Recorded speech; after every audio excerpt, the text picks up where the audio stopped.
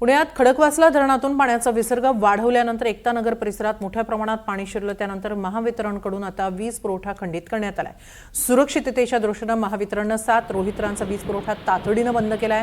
पूजा park, Sharad सरोवर, आनंद park, Kudale Patil परिसराचा वीज पुरवठा खंडित झालाय। त्याचबरोबर राधाकृष्ण रेसिडेन्सी, द्वारका आणि गायत्री अपार्टमेंट येथील वीज पुरवठा देखील बंद आहे।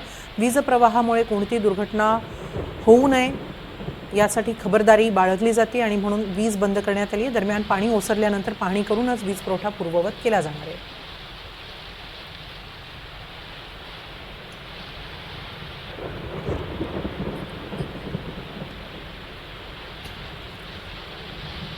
यानंतरची बातमी जळगावमधून। जळगावच्या भडगाव तालुक्यात ढगफुटी सदृश्य पाऊस झाला, त्यामुळे नदी नाल्यांना पूर आलाय। वंजारी नाल्याच्या पुरात शेतात वास्तव्यास असलेले शेतमजूर कुटुंब अडकलं होतं।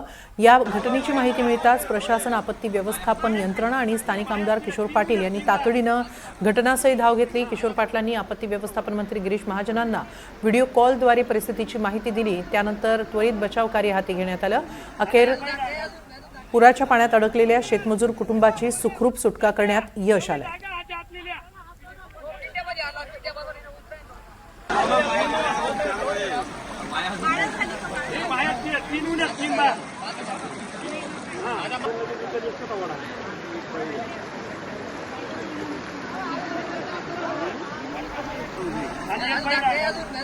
सहा महिना